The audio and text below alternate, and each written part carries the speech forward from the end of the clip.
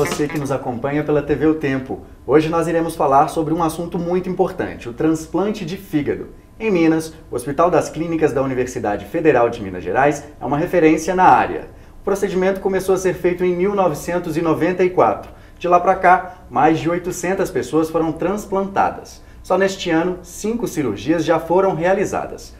Para conhecer mais sobre esse assunto, eu convidei o Dr. Aguinaldo Soares Lima, coordenador de transplante de fígado do HC. Olá, doutor. Seja muito bem-vindo à TV O Tempo. Olá, muito obrigado. Para participar comigo desta conversa, eu convidei também a minha colega, a jornalista Carla Shen, editora de Brasil, Mundo Interessa, do jornal O Tempo. Olá, Carla. Muito obrigado pela presença. Obrigada a você. Doutor Aguinaldo, a gente gostaria de saber assim, como que está a situação do transplante em Minas e qual que é o trabalho que o HC vem realizando? Bom, conforme ele já disse, nós fazemos transplantes de fígado no HC há 18 anos, né? Uma experiência muito gratificante, já passamos dos 800 transplantes realizados.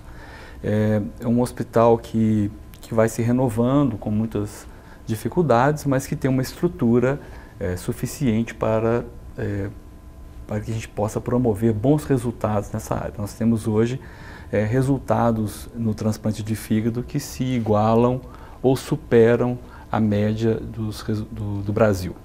Então, é uma atividade grande que tem beneficiado muitas pessoas, que tem produzido muita pesquisa, muita ciência e que nos dá muita satisfação.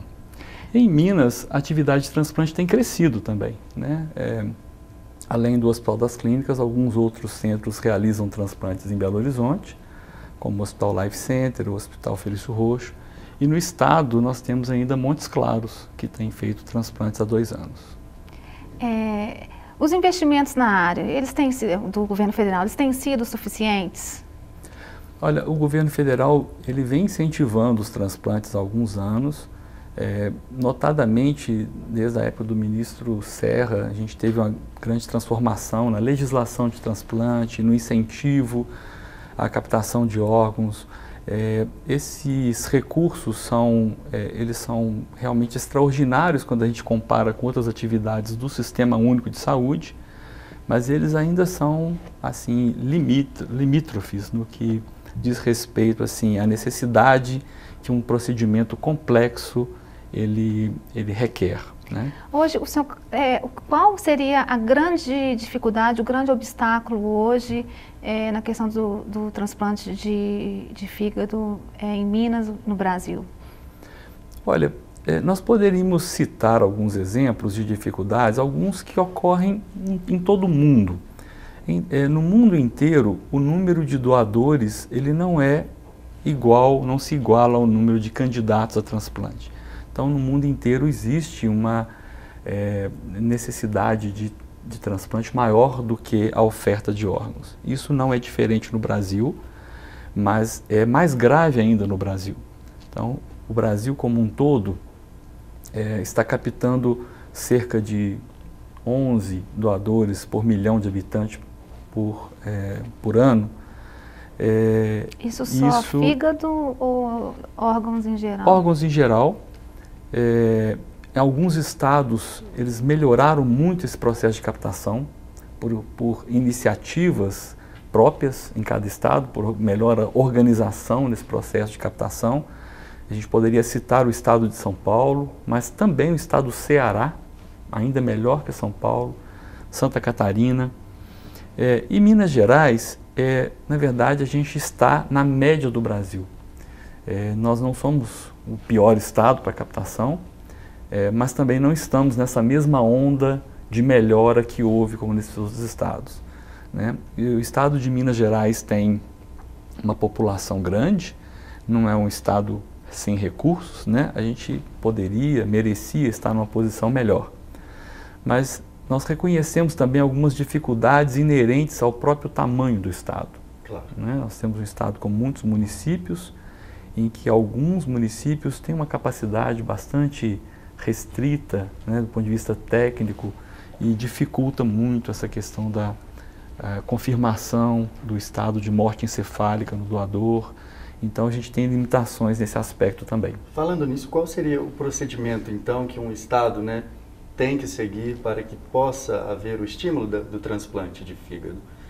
Bom, se a gente tomar como exemplo o que ocorreu na Espanha, que é o país que capta órgãos em maior quantidade no mundo, né? É uma média superior à média europeia e tem servido de exemplo para vários lugares, inclusive para o Brasil. A captação na Espanha, ela é feita da seguinte maneira: todos os hospitais têm a sua equipe que se preocupa com captação. E isso aumentou muito o reconhecimento dos potenciais doadores, a abordagem das famílias de uma maneira especializada, profissional, ou seja, com psicólogos, né, com assistente social, pessoas que estão ali treinadas para isso, para colocar numa situação difícil para a família, né, colocar a situação da doação de órgãos. Então, isso tudo é uma atividade profissionalizada, isso não pode ser amador. E o Brasil, ele quis copiar esse modelo, né, então criou as CIDOTs, que são as comissões intra-hospitalares para a doação de órgãos, mas uma tentativa realmente bastante assim, bem intencionada, mas que inicialmente não floresceu porque aquelas pessoas que participavam das comissões não são remuneradas para isso, não tem aquilo como uma atividade profissional, é quase que um voluntariado, né? Então isso foi uma das primeiras modificações que os estados que captam melhor eles fizeram. Eles profissionalizaram essa atividade. Em São Paulo, por exemplo, isso já acontece, no Ceará, de maneira que as pessoas estão ali em seu trabalho fazendo essa prospecção, né? Minas Gerais também fez treinamento em várias cidades do interior. Isso fez com que nós aumentássemos o número de doação, mas ainda de uma maneira tímida. Qual que é a fila hoje para transplante de fígado em Minas, no Hospital das Clínicas da UFMG? O número de pessoas, ele não é assim um número tão impressionante como é, por exemplo, para o transplante de rim, nem para o transplante de córnea, mas infelizmente ele não é porque as pessoas morrem quando tem que esperar muito, né? Então, ao contrário do paciente que precisa de um transplante de rim, em que enquanto o órgão não chega, ele tem a diálise, né? Ele fica esperando, mas sendo tratado. No transplante de fígado, quando a doença se agrava, a gente não consegue segurar o paciente por muito tempo, né? Vamos falar um pouquinho das doenças? Uhum. Assim, quais são as principais doenças que podem levar ao transplante de fígado? Uhum. O transplante de fígado pode ser feito por dois motivos, ou porque o fígado não está funcionando mais, então são doenças que levam o fígado a ficar cirrótico, e ele funciona menos, vai causando consequências no organismo até o paciente ter complicações graves e morrer. E ele também pode ser feito por situações em que o fígado não funciona bem. Ele funciona, mas tem defeitos como doenças metabólicas, né? Ou no caso de um paciente que tem uma doença crônica no fígado, mas desenvolveu um tumor. Então, essas duas situações, né? Das cirroses, das doenças que levam a cirroses, as causas mais comuns são a hepatite C, a infecção crônica pela hepatite C, o uso abusivo do álcool, né? As doenças autoimunes e uma doença que... O que seriam essas doenças autoimunes para que as pessoas possam compreender? Doenças autoimunes são um grupo de doenças em que a pessoa ela acaba fabricando anticorpos que atacam partes do seu próprio corpo. Então existem várias doenças assim, algumas atacam a tireoide, outras atacam o pâncreas, mas no caso do fígado são doenças que atacam partes do fígado. Mas uma outra doença que a gente chama muita atenção, e isso é muito importante para os nossos espectadores, é que uma doença que vem crescendo muito hoje no mundo, em termos de causar mal para o fígado, levar à cirrose, é o acúmulo de gordura no fígado. O acúmulo de gordura no fígado é um mal que está assolando o mundo inteiro, as populações estão ficando cada vez mais obesas, né? E esse acúmulo de gordura pode levar a uma hepatite pela gordura, e a hepatite pela gordura dá uma cirrose. Então hoje já é a nossa terceira causa de transplante em adultos. Qual que é a primeira? A primeira, no nosso meio aqui, é o vírus da hepatite C. Em segundo lugar, o álcool. E a terceira é essa cirrose. Né, doutor e Carla, que nós temos o hábito a crença, né, de ver o álcool como um principal fator, e não é necessariamente. Na verdade, talvez seja uma coisa histórica, né, porque até poucos anos, talvez 20, 30 anos, conhecia-se muito pouco sobre doenças do fígado. Por exemplo, a hepatite C veio a ser detectada no sangue nos anos 90, né, testado em bancos de sangue a partir de 1990 aqui no Brasil. Então, não se conhecia muito. O álcool sim já se conhece há centenas de anos, né? Então acho que é uma coisa histórica, mas na realidade hoje muitas doenças que não são muito de domínio do público, mas são causas frequentes. E em que ponto que torna-se necessário o transplante, né? Qual que é a importância do tratamento? Existe um tratamento que exclui a necessidade do transplante ou não? No caso dessas doenças que o senhor citou, o transplante é a melhor das escolhas. Não, a questão não é que seja o melhor, mas é o que se tem para fazer. Sim. Então, o ideal é que uma pessoa não contraísse hepatite C. E a gente faz isso hoje vigiando o sangue, né, fazendo testes no sangue que vai ser doado em banco de sangue, porque nos anos 1980, 70, as pessoas doavam sangue em boa vontade e às vezes doavam vírus C junto. Então quem tomou transfusão antes de 1990 correu o risco de ser transfundido com o vírus. Sim. Então, assim, só para esclarecer, quais são as formas que o internauta pode prevenir, assim, quais os cuidados que ele pode ter, por exemplo, para evitar, para prevenir a transmissão da hepatite C? Hoje em dia, com a questão do sangue, de banco de sangue ser totalmente vigiado, sorologicamente falando, né, eles são examinados, a transmissão pela transfusão sanguínea é raríssimo, né? Mas de banco de sangue, no caso, né, de um hospital. Sim, mas a forma que se tem hoje ainda é por via seringa contaminada em usuário de droga injetável que compartilha seringa. Acho que a população vem sendo muito esclarecida sobre isso também, mas ainda é uma forma, né?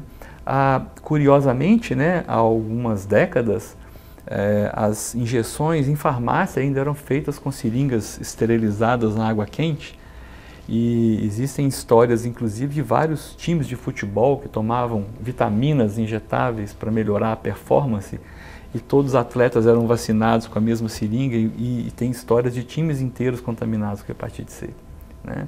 Então isso não existe hoje, felizmente, mais, mas ainda tem a contaminação por compartilhamento de seringa em usuários de droga.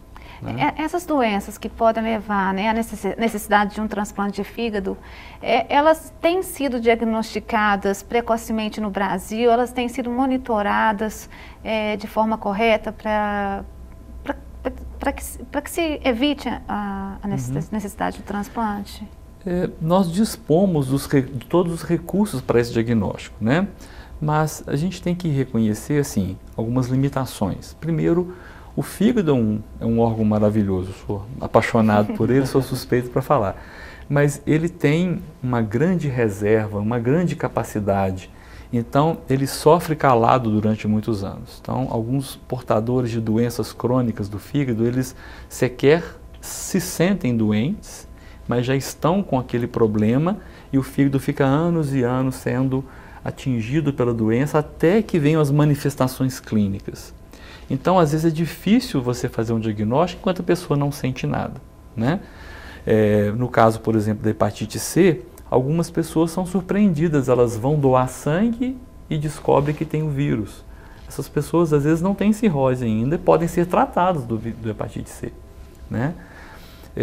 Outras doenças, como nas doenças autoimunes, muitas vezes se manifestam ainda na adolescência, né? Principalmente em mulheres, manifestam uma hepatite, se faz o diagnóstico de hepatite autoimune e tem tratamento, né?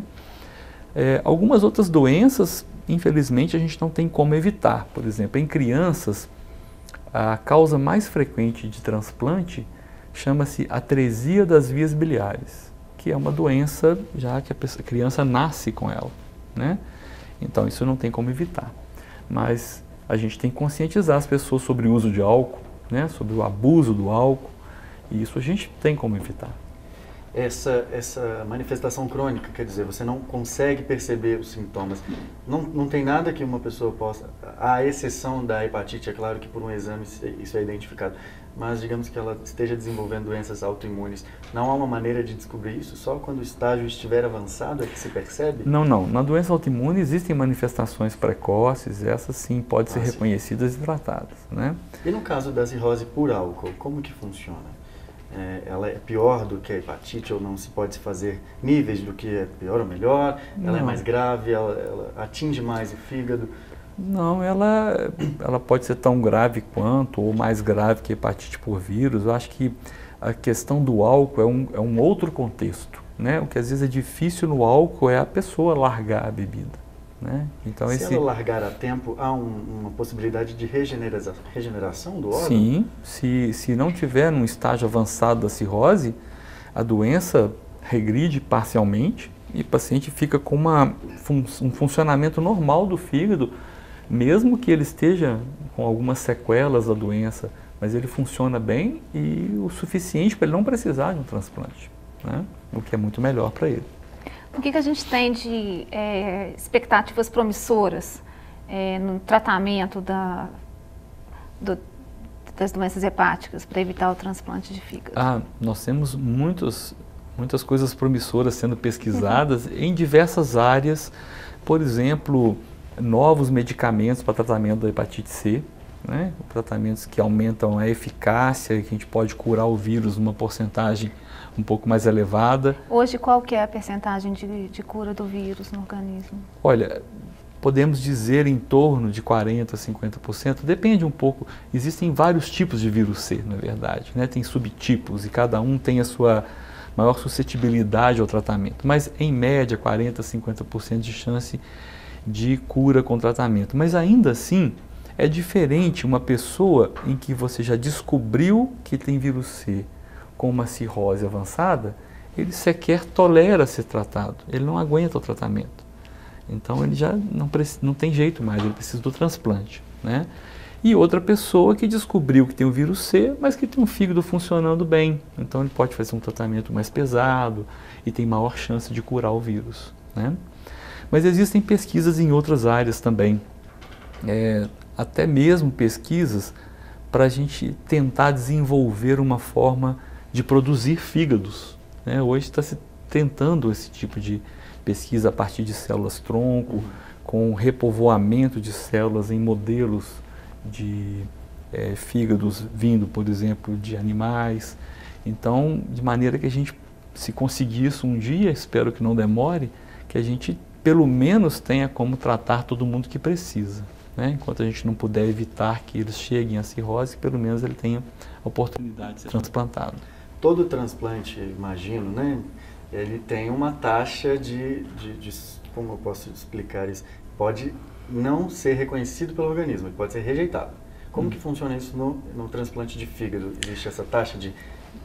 Sim, o transplante de fígado ele é privilegiado desse ponto de vista, sabe? O fígado ele tem um papel ali no sistema imunológico que faz com que a rejeição ao transplante de fígado, embora exista, seja até bastante comum, mas ela não é uma rejeição difícil de tratar, ela é facilmente controlável. Com os medicamentos que nós dispomos hoje, raramente a gente perde um fígado por rejeição. Então, isso é diferente, por exemplo, o transplante de rim tem uma rejeição, é mais difícil assim, de se controlar, se precisa de um número maior de medicamentos, em doses mais elevadas. O transplante de fígado é bem mais tranquilo deste ponto de vista. Por outro lado, do ponto de vista técnico, para se fazer um transplante de fígado é muito mais desafiador do que um transplante de rim, que é bem mais simples. E como que está essa questão de distribuição dos remédios contra a rejeição para os pacientes transplantados? Assim, o governo está conseguindo atender a demanda? Tem alguma queixa de pacientes? Olha, na legislação brasileira, né, esses remédios são garantidos pelo governo federal. Existiam alguns problemas, alguns anos atrás, em alguns estados. Isso nunca aconteceu de uma maneira importante em Minas Gerais, não. Mas em alguns estados acontecia de ter ruptura do fornecimento. Mas talvez porque a Secretaria de Saúde era encarregada de fazer a compra, aí distribuía para o paciente e depois era reembolsada pelo governo federal. Então algumas secretarias de saúde tinham ruptura no estoque. Mas agora o governo federal está fazendo uma compra centralizada. Então nós não temos tido problema com esse tipo de coisa. Doutor Aguinaldo, quais são as linhas de pesquisa desenvolvidas atualmente pelo Hospital das Clínicas da UFMG? Nós temos feito pesquisas na área de transplante, não só no transplante de fígado, no transplante de coração, transplante de rim, de medula, mas no que cabe a nossa parte lá no transplante de fígado, nós temos algumas linhas que alunos da pós-graduação e mesmo alunos da graduação participam sobre conservação de órgãos, que vem a ser o seguinte: quando nós vamos fazer um transplante, o doador ele é operado, né, e aquele órgão é retirado do corpo do doador e precisa ser conservado até o momento em que ele é implantado no que vai receber o fígado. E esse tempo de duração vai variar de acordo com o tipo de órgão, sim, né? Sim. Para o fígado, o ideal é que a gente permaneça abaixo de 12 horas. Embora isso possa passar um pouco, o ideal é quanto menos tempo, melhor, né? Para o rim, isso pode ser maior, pode ser 24 horas. Coração, no máximo 6. O melhor mesmo é ficar abaixo de 4. Né? Então, cada órgão tem o seu tempo. Né? E o que permite a gente alcançar esse tempo são produtos, algumas soluções líquidas que a gente passa dentro do órgão e que vão contribuir para ele se manter viável até que se implanta no receptor. Então, existem pesquisas para a gente conseguir melhorar. O que seria essa melhora? Não só na questão do tempo, da gente poder ter mais tempo, mas também na qualidade, né, de você mesmo passando um certo tempo, que ele funcione bem depois, né? Então nós temos estudado isso, é uma linha de pesquisa que eu tenho já há muitos anos, e nós temos outras pesquisas sobre hepatite C, sobre hepatite B, mas uma muito recente que tem nos causado assim entusiasmo foi de estudar sobre os pacientes que são candidatos a transplante, sobre o impacto dessa doença, né, o que isso causa na família dos pacientes, no próprio paciente, e também qual é o suporte que ele tem de seus familiares e amigos enquanto estão nessa fila de espera, né? E por que a gente tem esse entusiasmo sobre isso? Porque ao reconhecer as dificuldades especificamente desses pacientes, nós podemos interferir, a gente pode ajudar naqueles pontos que são mais difíceis para essas pessoas, sejam com a ajuda de psicólogos, né, com terapia, com apoio, seja ajudando os pacientes no seu suporte para um local, uma hospedagem, suporte para a questão dos medicamentos. Então, ao equacionar esse problema, a gente também pode ajudar com a solução. Bom, Aguinaldo, nós estamos chegando ao final da nossa entrevista. Queria que o senhor deixasse, então, uma mensagem sobre a importância da doação, né? Que é um fator, assim, para o transplante muito importante. E também um desafio, né? Sem dúvida, a doação é importantíssimo, porque ela é o começo de tudo. É o começo para a resolução do problema do paciente transplantado, aquele que precisa disso para continuar a sua vida, né? Acho que a mensagem importante que a gente quer deixar para as pessoas é, primeiro, que as pessoas conversem sobre doação de órgãos em suas casas. Hoje, a nossa legislação prevê que a doação é feita pela família do doador, né? A família é quem decide naquele momento, que é um momento doloroso, né, se vai doar os órgãos ou não. Mas se a pessoa já se manifestou favoravelmente, esse momento torna-se mais fácil. Então, que conversem em família sobre isso e, se tiverem dúvida, que esclareçam com pessoas que saibam explicar direitinho o que é o processo de doação de órgãos e de transplante. E isso pode ser no hospital, das clínicas, por exemplo? Isso pode ser no hospital das clínicas, pode ser no MG Transplantes, né?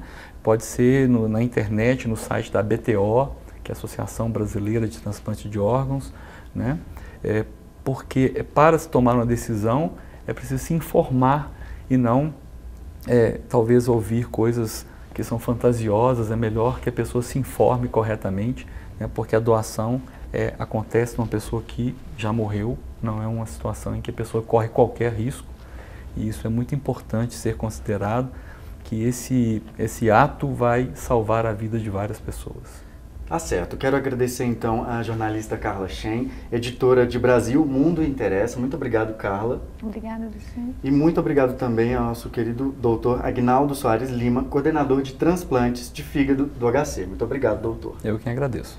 Então, até uma próxima conversa. Até lá.